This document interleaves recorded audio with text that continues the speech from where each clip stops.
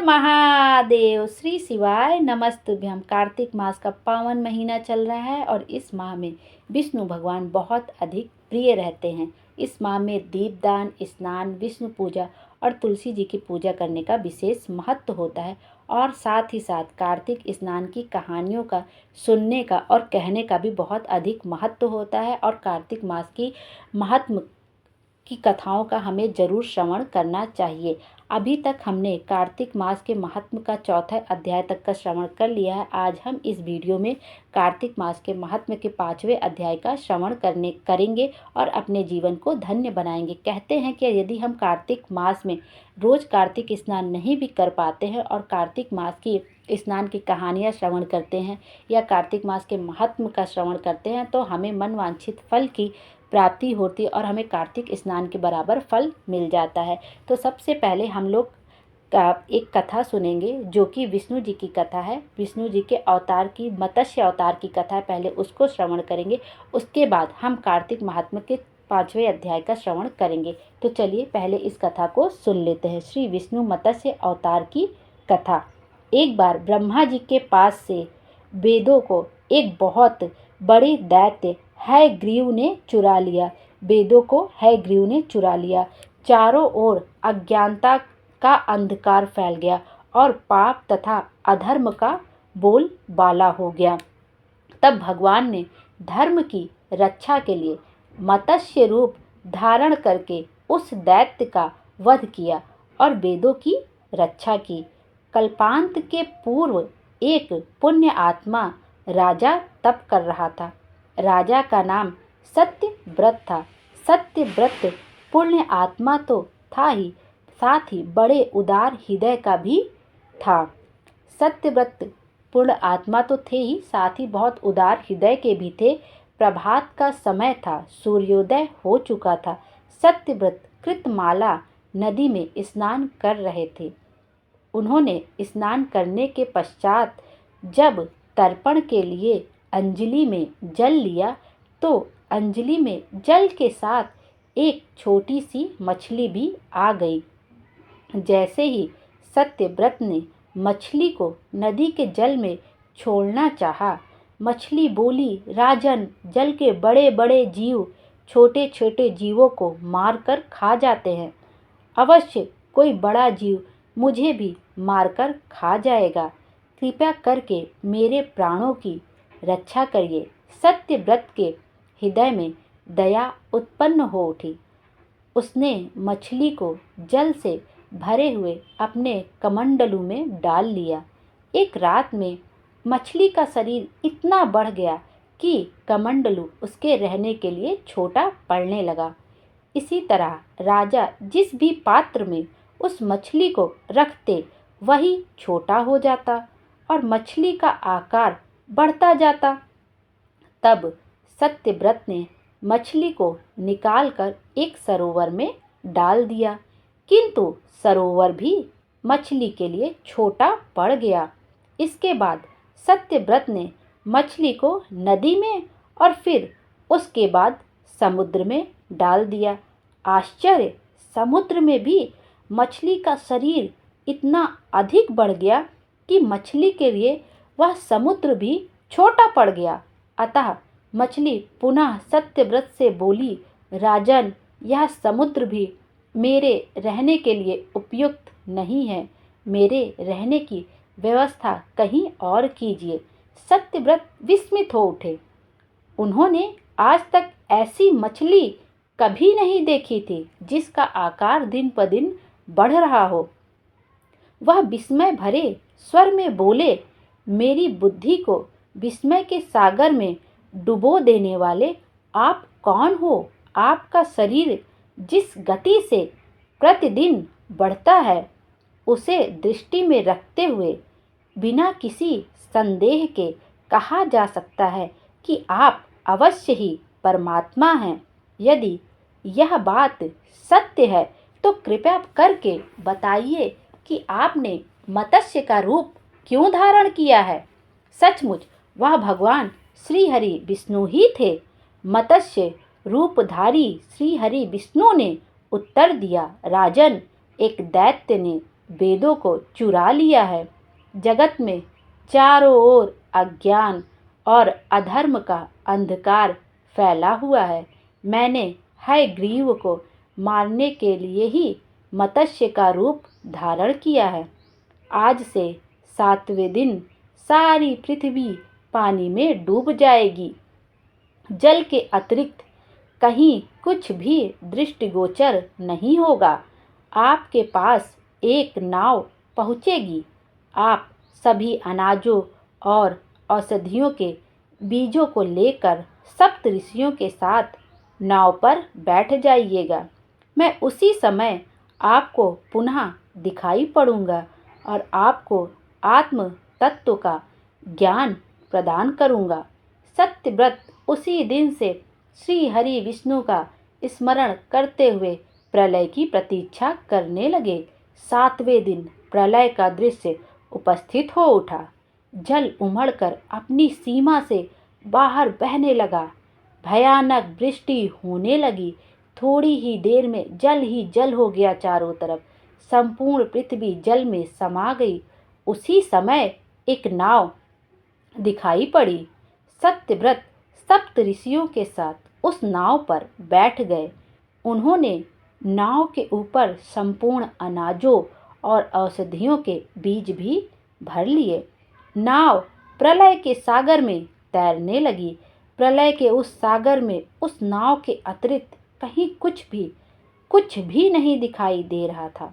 सहसा मत्स्य रूपी भगवान प्रलय के सागर में दिखाई पड़े। सत्यव्रत और सप्त ऋषि गण मत्स्य रूपी भगवान की प्रार्थना करने लगे।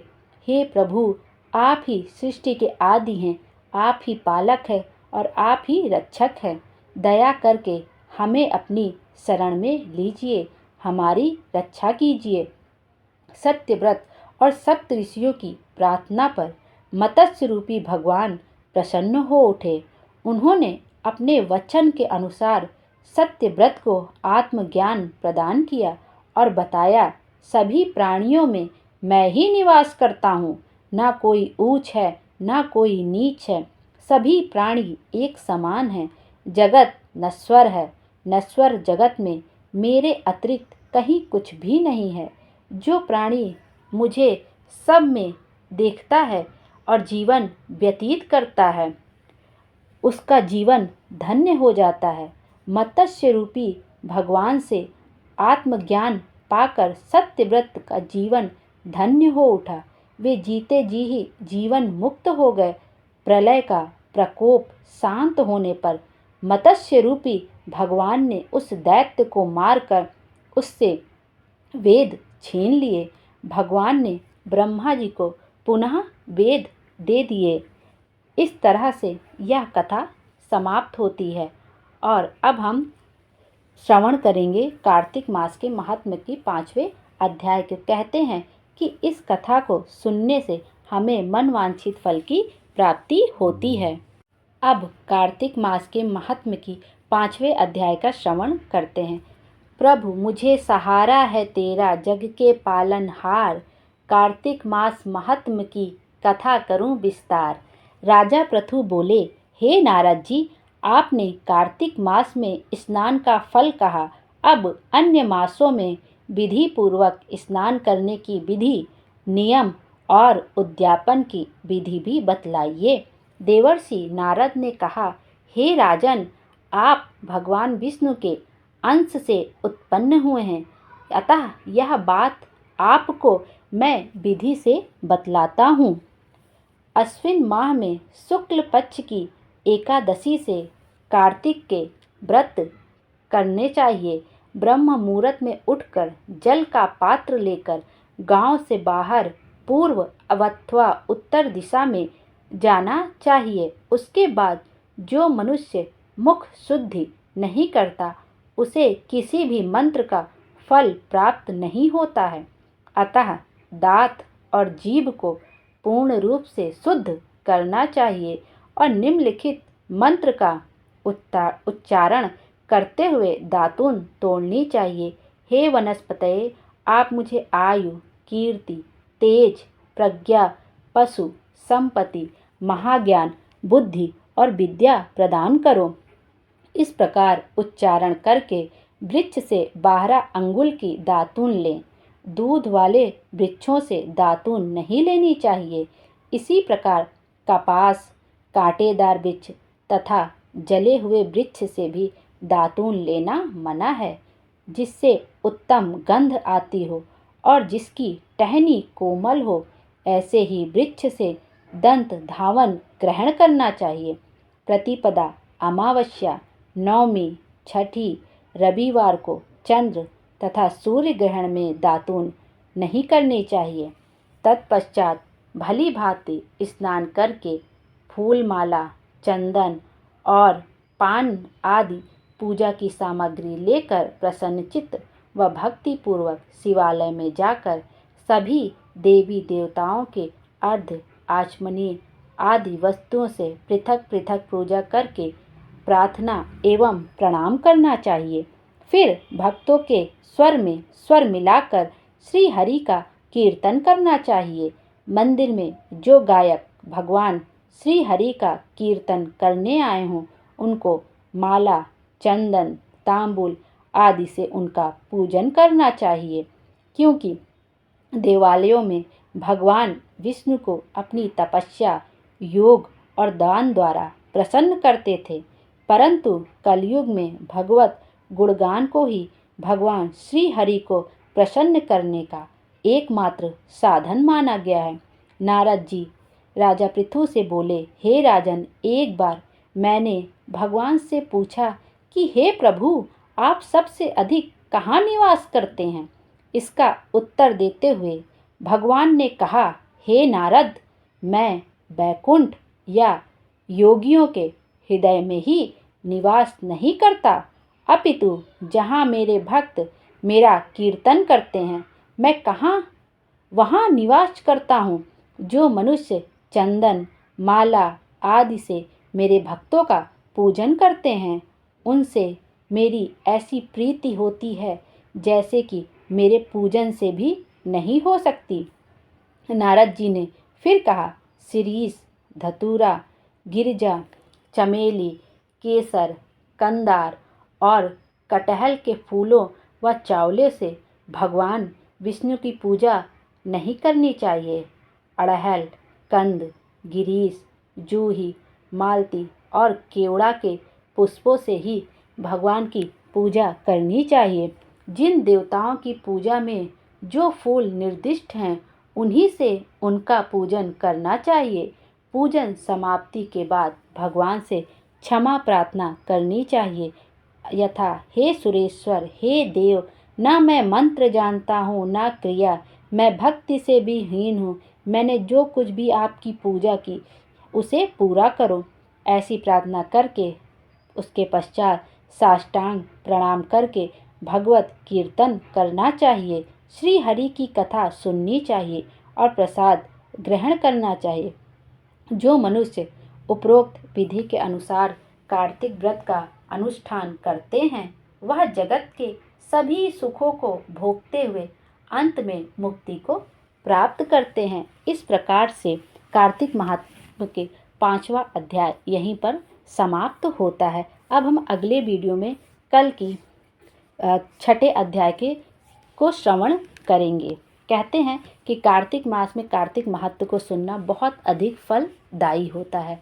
अब आइए उपाय देख लेते हैं, जो कि पंडित जी ने बताया कि यदि हमारी ग्रह दशा खराब चल रही हो या हमारे जीवन में कुछ अच्छा नहीं हो रहा, हमने बहुत सारे काम काज करके देख लिए हैं लेकिन हम उसमें सफल नहीं हो पा रहे हैं, तो हमें इस कार्तिक मास में, जो भगवान विष्णु को तो बहुत अधिक प्रिय है, साथ में भोले बाबा भी बहुत अधिक प्रसन्न रहते हैं कार्तिक मास में, तो चलिए उस उपाय को देख लेते हैं। यह उपाय केवल एक चावल के दाने का महा उपाय, जो एक चावल का दाना रहेगा, ना तो वो टूटा फूटा होना चाहिए, ना खंडित, आखा चावल का दाना होना चाहिए। और यह उपाय हमें पूरे महीने, आपके 2-3 दिन 4 दिन जो भी कार्तिक महीने के निकल गए हैं, उसको छोड़ के आपको पूरे कार्तिक पूर्णिमा तक, वैसे यह उपाय शरद पूर्णिमा से लेकर कार्तिक पूर्णिमा तक है, लेकिन यदि आपके कुछ दिन कार्तिक के निकल भी गए हैं कार्तिक मास में, तब भी कोई चिंता की बात नहीं है। आप कार्तिक पूर्णिमा तक यह उपाय कर सकते हैं। एक नियम बना सकते हैं चावल के एक दाने का, मात्र यह नियम। आप यह उपाय घर में भी कर सकते हैं और मंदिर जाके यदि आप डेली करना चाहते हैं तो यह अति उत्तम होगा। यह उपाय आप सुबह भी कर सकते हैं या प्रदोष काल में कर सकते हैं, या जब आपकी इच्छा बन पड़े तब आप कर सकते हैं। आपको करना क्या है, अपने घर के आसपास जो भी शिवालय जाना है वहाँ पे एक चावल का दाना लेके जाना है, आखा चावल का दाना, और माता अशोक सुंदरी का स्थान जहाँ पर होता है, माता अशोक सुंदरी का स्थान वो जहाँ पे सर्प की आकृति बनी रहती है या मोटी सी लाइन होती है, वहाँ पर माता अशोक सुंदरी के स्थान पे एक चावल का दाना रख देना है रोज़, और अपनी मन की बात कह देनी है कि मेरी ग्रह दशा सही नहीं चल रही है, मैं जिस भी काम में हाथ डालता हूँ मेरा वो काम बनता नहीं है, बिगड़ जाता है। तो अपनी मनोकामना कहते हुए रोज़ आपको एक चावल का दाना चढ़ा देना। एक नियम बना लेना है कि आपको कार्तिक पूर्णिमा तक एक चावल का दाना आपको रोज़ चढ़ाना है, प्रतिदिन चढ़ाना ही चढ़ाना, अपनी कामना कहते हुए। और यदि आप मंदिर रोज़ नहीं जा सकते हैं तो आप घर में भी नियम बना सकते हैं कि मैं रोज़ एक चावल का दाना माता अशोक सुंदरी के स्थान पर समर्पित करूँगा या करूँगी। फिर आप जिस भी कामना से यह उपाय करेंगी, आपकी मनोकामना ज़रूर से ज़रूर पूरी होगी और आपकी ग्रह दशा भी सुधर जाएगी। और आप जिस भी काम में हाथ डालेंगे, आप अपनी मेहनत पूरी करेंगे तो आपकी मनोकामना ज़रूर से ज़रूर पूरी होगी और आप उस काम में ज़रूर सफल होंगे। और हमें अपने भोले बाबा का आशीर्वाद भी मिलेगा, साथ में माता अशोक सुंदरी का भी आशीर्वाद मिलेगा, और हम हर कार्य में उन्नति ही करेंगे। इस तरह से आप यह उपाय कर सकते हैं। और कार्तिक मास में हम एक नियम यह भी बना सकते हैं कि हमें पूरे महीने कहीं ना कहीं पे एक दीपदान अवश्य करना चाहिए। कार्तिक माह में दीपदान का बहुत अधिक महत्व होता है।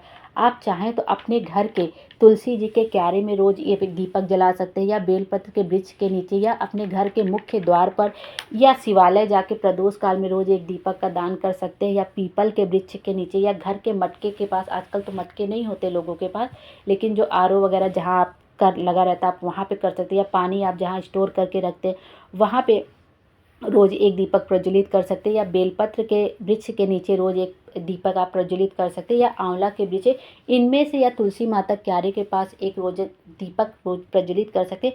इनमें से आप कोई भी एक नियम बना के यदि रोज़ एक दीपक का दीपदान करते हैं तो आपकी जो भी मनोकामना होगी, आपने जिस भी कामना से रोज़ एक दीपक का दान किया, वह कामना आपकी ज़रूर से ज़रूर पूरी होगी। श्री शिवाय नमस्तुभ्यम। हर हर महादेव। भोले बाबा हम सब की मनोकामना पूरी करें और हमारे जीवन को खुशियों से भर दे। Thank you.